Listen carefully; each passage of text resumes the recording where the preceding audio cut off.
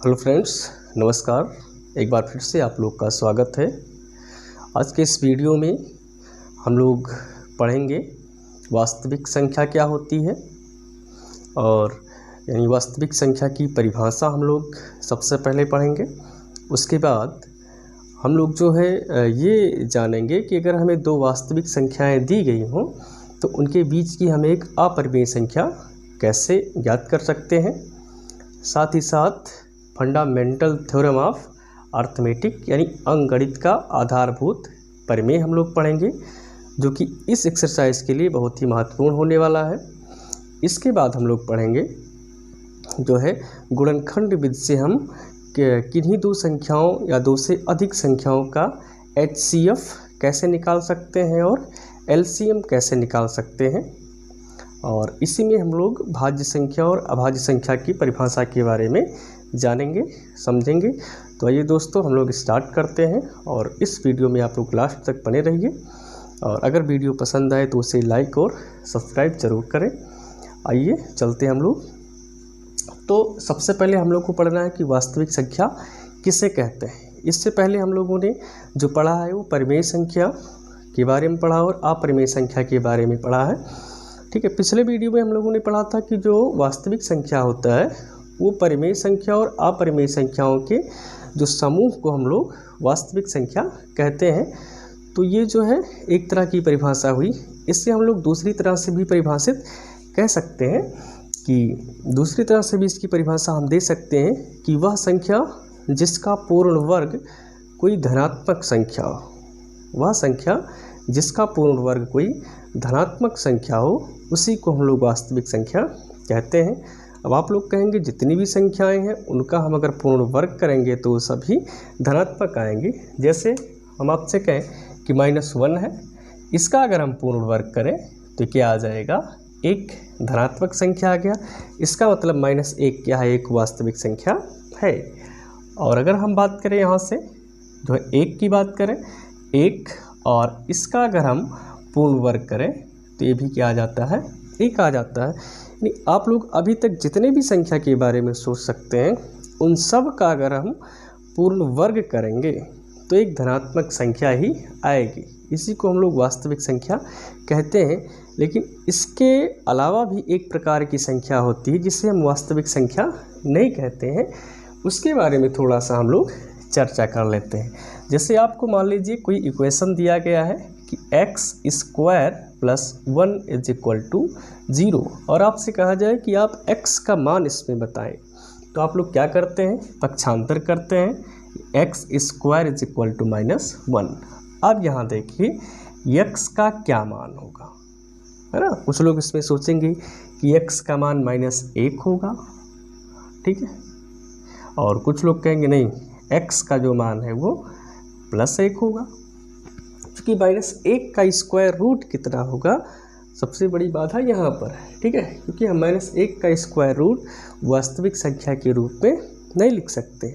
अगर कुछ लोग सोचे कि x का मान -1 है तो -1 का जब स्क्वायर करेंगे यानी x² करेंगे तो ये +1 हो जाएगा।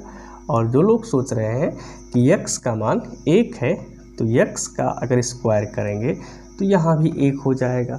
यहाँ हम लोग देख रहे हैं कहीं भी -1 नहीं आ रहा, यानी कहीं यहाँ पर हम देख सकते हैं x कोई ऐसी संख्या है जिसका स्क्वायर करने पर -1 आया है। इस संख्या को हम लोग वास्तविक संख्या नहीं कहेंगे।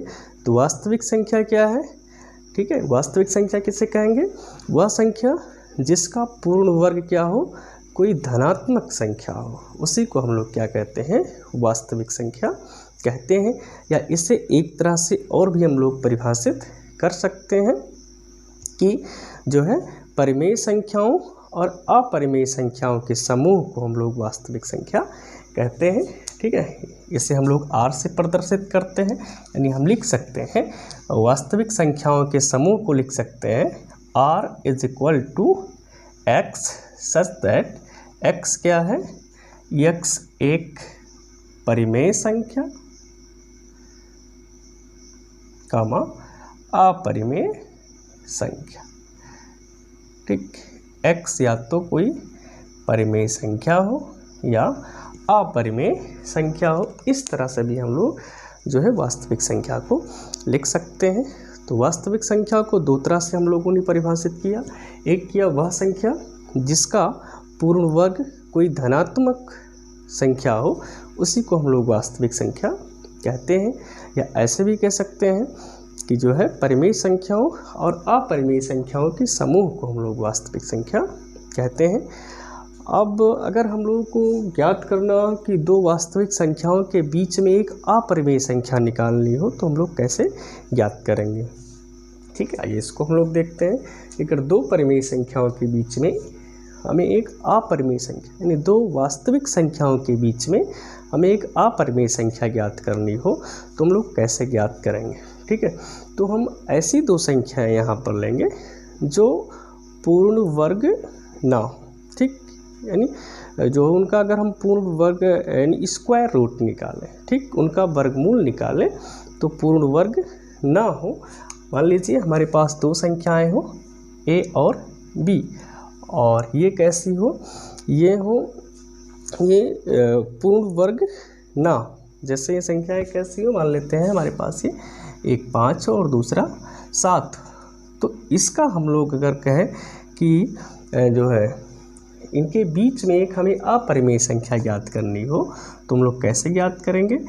इसका और इसका गुणनफल का जो है स्क्वायर रूट ले लेंगे और ये जो 35 आएगा ये आ जाएगा इन दोनों जो है वास्तविक संख्याओं के बीच में एक अपरिमेय संख्या आ जाएगी। ठीक है, तो दो परिमेय संख्याओं के यानी दो वास्तविक संख्याओं के बीच में एक जो है हमें अपरिमेय संख्या इस तरह से हम ज्ञात कर सकते हैं।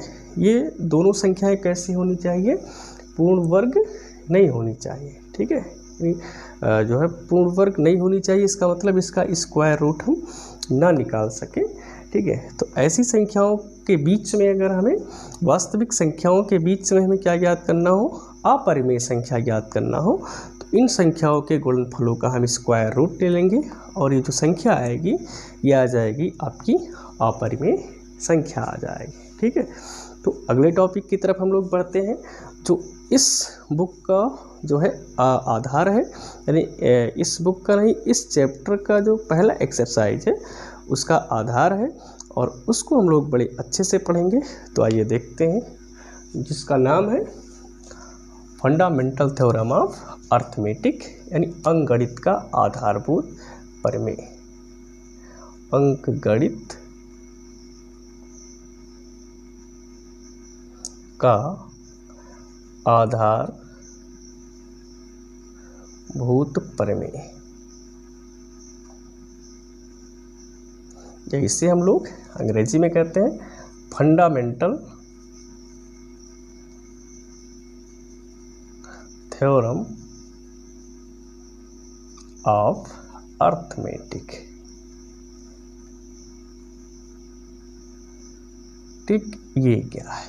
ठीक, फंडामेंटल थ्योरम ऑफ अर्थमेटिक ये क्या होता है, आइए इसको हम लोग देखते हैं। हम लोग कहीं ना कहीं भाज्य संख्या और अभाज्य संख्या के बारे में पढ़ा होगा कि भाज्य संख्या क्या होती है और अभाज्य संख्या किसे कहते हैं, क्योंकि यहाँ पर जो है इस थ्योरम को पढ़ने के लिए हमें भाज्य संख्या और अभाज्य संख्या के बारे में विधिवत जानकारी होना ज़रूरी है। यानी इनकी परिभाषा को हमें भली भांति जानना बहुत ज़रूरी है, तभी इस थ्योरम को हम लोग समझ पाएंगे। ठीक, तो भाज्य संख्याएं क्या होती हैं, ऐसी संख्याएं होती हैं जिनके दो या दो से या कह सकते 3 या 3 से अधिक गुणनखंड हो। भाज्य संख्याएं ऐसी संख्याएं होती हैं जिनके 3 या 3 से अधिक गुणनखंड हो, उन्हें हम लोग भाज्य संख्याएं कहते हैं। जैसे ले लें हम 4, तो 4 के कितने गुणनखंड हैं, 1 × 2 × 2, यानी यहाँ पर 4 के कितने गुणनखंड हो गए, 3, इसलिए 4 क्या है, एक भाज्य संख्या है। दूसरा कोई संख्या लेते हैं, जैसे 6 ले लें, तो इसमें 1 × 2 × 3, यहाँ पर भी 6 के कितने गुणनखंड हैं, 3 गुणनखंड हैं, इसलिए क्या है, एक भाज्य संख्या है। इसी तरह से हम अगर 10 ले लें तो यहाँ 1 × 2 × 5। यहाँ भी 10 के कितने गुणनखंड है? 3 गुणनखंड है, इसलिए क्या हो जाएगी? भाज्य संख्या हो जाएगी। यानी ऐसी संख्या जिसके कितने गुणनखंड हो? 3 या 3 से ज़्यादा गुणनखंड हो, उसे हम लोग भाज्य संख्या कहते हैं। अभाज्य संख्या क्या होती है? ऐसी संख्या होती है जिसके केवल और केवल 2 ही गुणनखंड होते हैं। एक होता है 1 यानी 1, और दूसरा होता है वह संख्या स्वयं। जैसे मान लेते हैं हम ले लें यहाँ से 3 ले लें, तो 3 का एक गुणनखंड 1 होगा और दूसरा गुणनखंड 2 होगा। ठीक, 5 ले लें तो 5 का एक गुणनखंड 1 होगा और दूसरा 5 होगा। 7 ले लें तो 7 का एक गुणनखंड 1 और दूसरा 7। ठीक, इसी तरह से अगर हम 11 ले लेते हैं तो 11 का एक गुणनखंड 1 और दूसरा 11। मान लें हम 2 ले लें तो 2 का एक गुणनखंड 1 और दूसरा गुणनखंड 2। तो ऐसा अभाज्य संख्या क्या होती है? ऐसी संख्याएं होती हैं जिनके केवल और केवल 2 ही गुणनखंड होते हैं, उनको हम लोग क्या कहते हैं? अभाज्य संख्या कहते हैं। ठीक है, तो आइए हम लोग अब फंडामेंटल थ्योरम ऑफ मैथमेटिक्स की तरफ चलते हैं। अंकगणित का आधारभूत परिमेय, फंडामेंटल थ्योरम ऑफ अर्थमेटिक क्या होता है, आइए इसको हम लोग देखते हैं। तो इसे हम लिख सकते हैं प्रत्येक भाज्य संख्या को, प्रत्येक भाज्य संख्या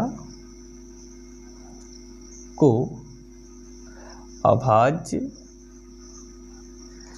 संख्याओं के गुणनफल के रूप में व्यक्त किया जा सकता है।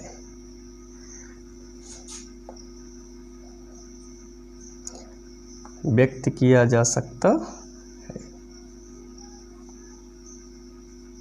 ठीक, ये हो गया इसका पहला पार्ट। यानी अंकगणित के आधारभूत परिमेय की 2 पार्ट है। पहला है प्रत्येक भाज्य संख्या को अभाज्य संख्याओं के गुणनफल के रूप में व्यक्त किया जा सकता है, तथा यह गुणनखंड, दूसरा पार्ट यहाँ से स्टार्ट होता है, तथा यह गुणनखंड अभाज्य गुणनखंडों के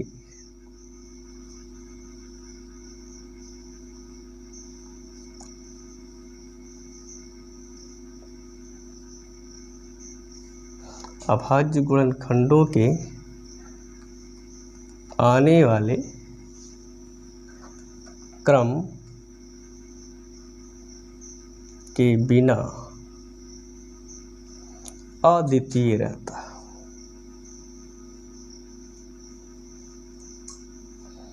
अद्वितीय रहता है। ठीक, ये इसका पूरा स्टेटमेंट है।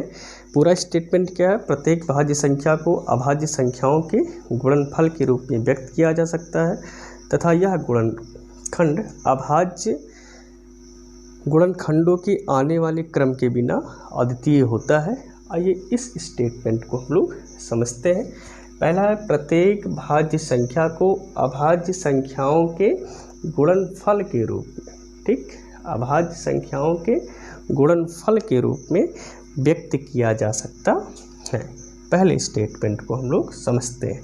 जैसे मान लीजिए कोई भाज्य संख्या है, ठीक, मान लेते हैं भाज्य संख्या 8, तो इसे हम लोग कैसे व्यक्त कर सकते हैं? अभाज्य संख्याओं के गुणनफल के रूप में व्यक्त कर सकते हैं। इसे हम लिख सकते हैं 2 गुणे 2 गुणे 2, ठीक। यहाँ पर 2 2 और 2 क्या है? ये है सब अभाज्य संख्याएं। कोई भी भाज्य संख्या हो उसे अभाज्य संख्याओं के गुणनफल के रूप में व्यक्त किया जा सकता है। जैसे मान लेते हैं दूसरी संख्या लेते हैं हम 10, इसे हम लिख सकते हैं 2 गुणे 5। यहाँ 1 का गुणा सब में हम लिख सकते हैं, उससे कोई दिक्कत नहीं। यहाँ पर अगर देखें 10 क्या है? एक भाज्य संख्या है, 2 और 5 क्या है? अभाज्य संख्या है। तो किसी भी संख्या को हम जो है किसी भी भाज्य संख्या को हम अभाज्य संख्याओं के गुणनफल के रूप में व्यक्त कर सकते हैं। ये इसका पहला स्टेटमेंट है। दूसरा अभी समझेंगे इसमें। मान लीजिए हम 15 लेते हैं तो इसमें क्या हो जाएगा 3 गुणे 5। ठीक, 15 क्या एक भाज्य संख्या है क्योंकि 15 के जो है कितने गुणनखंड हैं 3 या 3 से अधिक, 1, 3 और 5। ठीक, 10 के कितने गुणनखंड हैं 1, 2 और 5। 8 के कितने गुणनखंड हैं 1, 2, 2 और 2। अब देखिए यहाँ से दूसरा जो है, यहाँ से जो है दूसरा स्टेटमेंट, इसका जो दूसरा पार्ट है ये क्या है, यह गुणनखंड अभाज्य गुणनखंडों के आने वाले क्रम के बिना अद्वितीय रहता है। यानी ये हमेशा अद्वितीय रहेगा अगर इसके क्रम पर ध्यान ना दिया जाए। यानी जैसे हम इसको ऐसे भी लिख सकते हैं 5 गुणे 2 और ये 5 गुणे 3, ऐसे भी लिख सकते हैं। यानी इनके क्रम पर, ऑर्डर पर हम ध्यान ना दें कि 3 को पहले लिख रहे हैं या 5 को पहले लिख रहे हैं, या इसमें 2 को पहले लिख रहे हैं या 5 को पहले लिख रहे हैं। इनके क्रम पर अगर हम ध्यान ना दें तो अद्वितीय रहता है, कभी बदलता नहीं है। तो यही होता है फंडामेंटल थ्योरम ऑफ अर्थमेटिक्स कि प्रत्येक भाज्य संख्या को अभाज्य संख्याओं के गुणनफल के रूप में व्यक्त किया जा सकता है तथा यह गुणनखंड अभाज्य गुणनखंडों के आने वाले क्रम के बिना अद्वितीय रहता है। यानी हमें इसके क्रम से कोई मतलब ना रखा जाएगा तो ये जो गुणनखंड आएगा ये क्या रहेगा, अद्वितीय रहेगा, यानी ये कभी बदलेगा नहीं। ठीक, तो ये है फंडामेंटल थ्योरम ऑफ अर्थमेटिक्स। ठीक,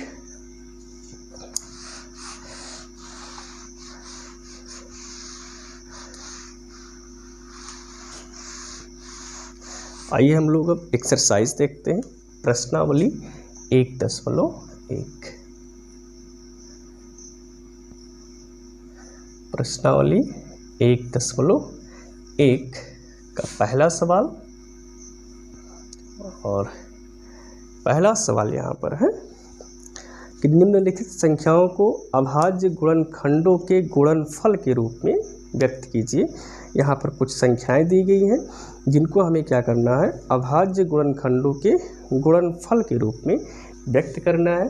पहली संख्या कितनी है 140। इसे हम अभाज्य संख्याओं के गुणनफलों के रूप में कैसे व्यक्त करेंगे, तो क्या दिया है 140। सबसे पहले इसके हम अभाज्य गुणनखंड ज्ञात कर लेंगे। इसे 2 से डिवाइड करेंगे तो 2 सत्ते 14, यहाँ 0 उतार लेंगे। फिर 2 से डिवाइड करेंगे तो 35 दूना 70, 5 से डिवाइड करेंगे तो 5 सत्ते 33, यहाँ 7 से डिवाइड करेंगे तो क्या आ जाएगा 1। यानी हम इसको लिख सकते हैं कैसे, इसे लिख सकते हैं 2 गुणे 5 गुणे 7। ये सब क्या है, ये सब है 140 के अभाज्य गुणनखंड है। ठीक, अभाज्य गुणनखंडों के गुणनफल हैं। यानी 140 को हमने इसके अभाज्य जो है अभाज्य संख्याओं के गुणनफल के रूप में हम लोगों ने यहाँ पर इसको लिख दिया है। दूसरी संख्या दी गई है इसमें आपको 156, कितना दिया है 156। इसे भी किस में लिखना है, अभाज्य संख्याओं के गुणनफल के रूप में लिखना है। क्या दिया है 156। इसे भी हम पहले 2 से डिवाइड करेंगे तो 2 सत्ते 14, 2 अट्ठे 16, यहाँ 2 से डिवाइड करेंगे तो 2 तीन 6, 2 9 18, 3 से डिवाइड करेंगे तो 13 3 39 और 13 से इसे जब डिवाइड कर देंगे तो 1 आ जाएगा। यानी इसे हम लिख सकते हैं 2 गुणे 3 गुणे 13। ठीक, यानी 156 को हम लोगों ने क्या किया, इसके अभाज्य संख्याओं के गुणनफल के रूप में हम लोगों ने व्यक्त कर दिया।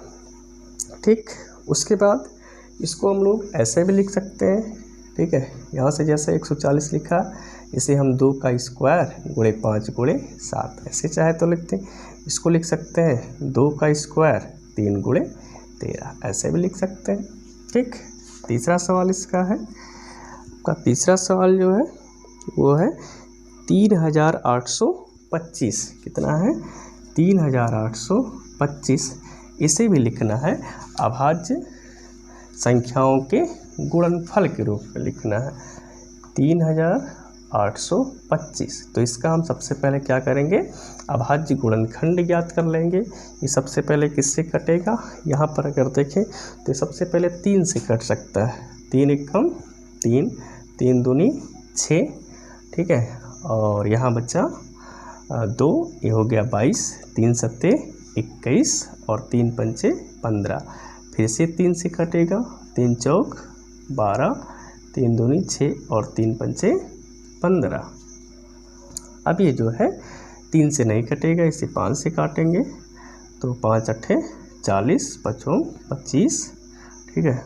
फिर यहाँ से इसे हम 5 से काटेंगे, 5 एकम 5 और 5 सत्ते 35 और ये 17 से काट देंगे, 17 एकम 17। तो इस तरह से इसे लिखेंगे कितना हम, ये हो जाएगा 3 गुणे 3 गुणे 5 गुणे 5 गुणे 17, या इसको हम ऐसे लिखते हैं 3 का स्क्वायर और 5 का स्क्वायर गुणे 17। इस तरह से हम लोग जो है इसे अभाज्य संख्याओं के गुणनखंडों के रूप में व्यक्त कर सकते हैं।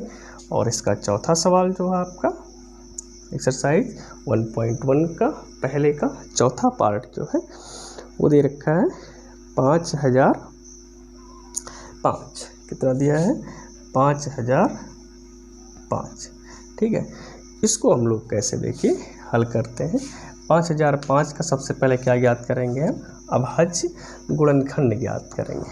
दिया है 5005, ठीक। तो सबसे पहले इसे हम 5 से डिवाइड कर देंगे तो 5 एकम 5 0 0 और यहाँ से 5 एकम 5। तो सबसे पहले 5 से डिवाइड कर दिया तो कितना आ गया, 1001 आ गया।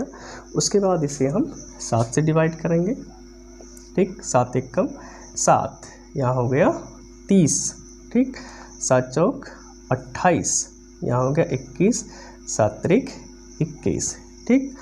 तो यहाँ से 7 से डिवाइड हो गया। इसके बाद इसे हम लोग जो है 11 से डिवाइड करेंगे, 11 एकम 11 और 11 तियाँ 33 और यहाँ से 13 से डिवाइड कर देंगे 1 और इस तरह से कितना आ गया, ये आ गया आपका 5 गुणे 7 गुणे 11 गुणे 13, ठीक।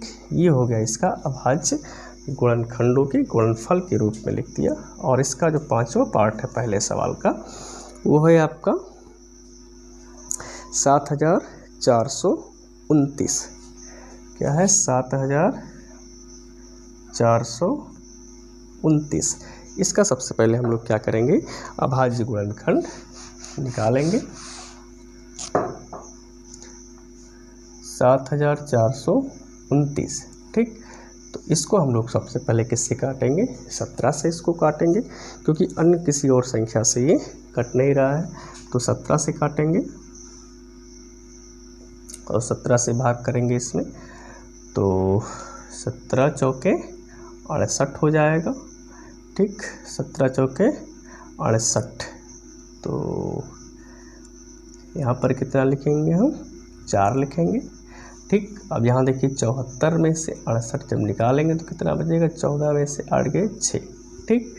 यहाँ हो जाएगा कितना, 62, ठीक है। और तो 17 तियाँ 51, ठीक।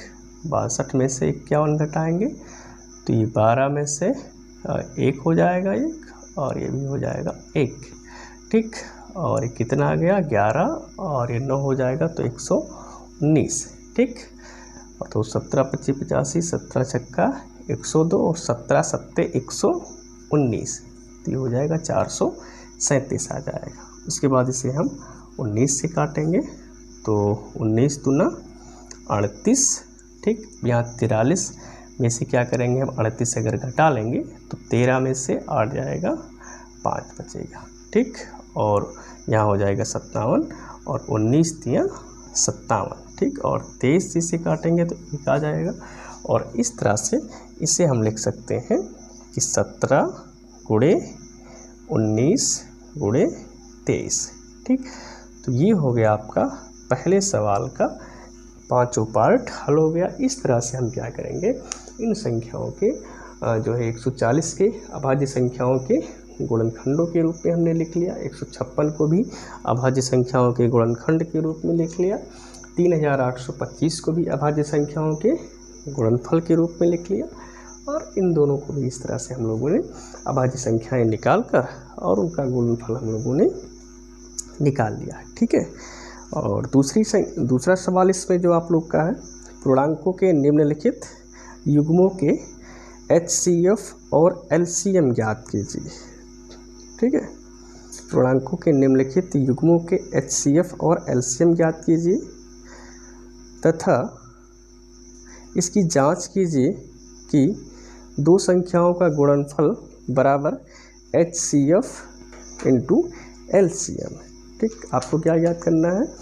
HCF और LCM ज्ञात करने हैं। और यहाँ पर आपको ये भी सिद्ध करना है कि जो दोनों संख्याएं दी गई हैं इनका LCM और HCF अगर हम निकालें और उनका गुणा करें और जो दोनों संख्याएं हैं इनका गुणा करें तो दोनों आपस में बराबर आते हैं। ये भी इसमें हम लोग को दिखाना है। तो ये पहले सवाल को हम लोग देखते हैं।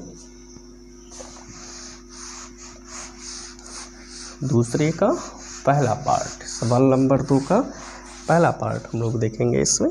जैसे सवाल नंबर 2 का पहला पार्ट है, आपको क्या ज्ञात करना है? 26 और 91। 26 और 91 इसका क्या ज्ञात करना है आप लोग को? LCM ज्ञात करना और HCF ज्ञात करना है। और ये भी सिद्ध करना है कि इन दोनों संख्याओं का जो गुणनफल है उनके HCF और LCM के गुणनफल के बराबर है। ठीक है। तो हम लोग जो है HCF और LCM निकालते कैसे हैं इसको सबसे पहले समझ लेते हैं। ठीक है। गुणनखंड विधि से LCM और HCF हम लोग निकालते कैसे हैं इसको समझ लेते हैं। ठीक है। तो सबसे पहले क्या करेंगे, हम लोग 26 के अभाज्य गुणनखंड को लिखेंगे। तो 26 यहाँ पर है, इसका अभाज्य गुणनखंड निकालना है तो 2, यहाँ से 2 से काटेंगे 13 और ये 13 से काटेंगे, ये हो जाएगा आपका 26 2 का घात 1 और इसे हम 13 का घात 1 लिख लेंगे। और उसके बाद 91 अगर है मान लीजिए 91, तो इसका अभाज्य गुणनखंड लिखेंगे हम लोग 91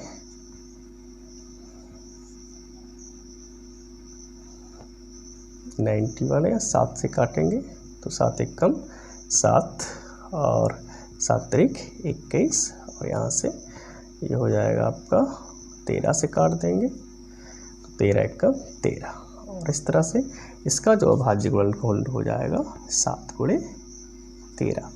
ठीक, या 7 का घात 1 और 13 का घात भी 1। तो जो HCF होता है वो होता क्या है? HCF जो होता है इन संख्याओं के उभयनिष्ठ, ठीक, इन संख्याओं में जो दोनों कॉमन होता है और वो सबसे छोटी घात वाली संख्या, ठीक, और उसी के गुणनफल को हम लोग क्या कहते हैं? HCF कहते हैं, जिसको हम लोग हाईएस्ट कॉमन फैक्टर कहते हैं। ठीक, तो इन दोनों में कॉमन क्या है? ये कॉमन है, तो इसी को हम लोग क्या कहेंगे? HCF कहेंगे। तो HCF of 26, 91 is equal to क्या हो जाएगा? 13 का घात 1, या इसे हम लोग 13 लिख सकते हैं। ठीक, और LCM क्या होगा? किसका? 26 और 91। ठीक, तो इसमें जितनी भी संख्याएं आती हैं उनमें से सबसे बड़े घात वालों की जितनी भी संख्याएं इसमें अभाज्य गुणनखंड में हैं, ठीक है, तो यहाँ जैसे 2 की घात 1, 7 और 7 का घात 1 और 13 का घात 1। ठीक, यहाँ से गुणा करेंगे 7 दूना 14 गुणे 13। ठीक, 14 गुणे 13 जो आएगा वही क्या हो जाएगा? इसका LCM हो जाएगा। तो 13 चौकी 52 के 2, 13 1 कम 13 और 5, ये हो जाएगा 13 और 5 18, 182। कितना आ गया? 182। अब आपको यहाँ पर क्या प्रूफ करना है? यहाँ पर हम लोग को सिद्ध करना है कि जो दोनों संख्याएं हैं इनका गुणनफल इनके LCM और HCF के बराबर है। तो यहाँ ये देखते हैं, क्योंकि यहाँ से 26 गुणे 91 सबसे पहले निकालेंगे, तो 26 का गुणा किस में करेंगे? हम 91 में सबसे पहले कर लेते हैं। ठीक, ठीक है। तो 9 6 एकम 6 और 2 एकम 2, 9 छक 54 की 4 और 9 दूना 18 और 5 कितना हो जाएगा 23। ये हो जाएगा 6 6 3 2। ठीक, तो इन दोनों का गुणनफल कितना है 2366 आया। उसके बाद है ना आपको लिखना HCF ऑफ किसका 26,91 इंटू LCM किसका 26,91 और इसे निकालना कितना आता है। तो ये आपका एक है 13 और एक है 182। तो 182 में किससे गुणा करेंगे 13 से, तो 13 दूना 26 के 6 हासिल 2। ठीक है, और 13 8 104 और 2 106 और 13 एकम 13 और 10 23। तो 2300 कितना आ गया 66 आ गया। और इस तरह से हम लोग देखते हैं कि यहाँ से जो आया 26 गुणे 91 ये बराबर आया HCF of 26 and 29 into LCM किसका 26 और 29 का। तो इस तरह से यही हमको यहाँ पर प्रूफ करना है। तो LCM और HCF जो यहाँ पर आया इनका गुणनफल आया वो दोनों संख्याओं के गुणनफल के बराबर आया है। HCF निकालते कैसे हम लोग, इस तरह से इनके अभाज्य गुणनखंड ले लेंगे और जो दोनों में उभयनिष्ठ होगा, ठीक, जो दोनों में उभयनिष्ठ होगा उसी को हम लोग क्या करेंगे HCF लेंगे। उभयनिष्ठ कौन हो हाईएस्ट कॉमन फैक्टर, जो सबसे बड़ा गुणनखंड और उभयनिष्ठ हो उसी को हम लोग क्या करेंगे HCF लेंगे। LCM क्या लेंगे, LCM जो है इसमें जितनी भी संख्याएं हैं उन सब को लेंगे, लेकिन जो उभयनिष्ठ है उसको केवल एक ही बार लिखा जाएगा। ठीक है, इस तरह से हम LCM और HCF निकाल लेंगे। ऐसे ही आपका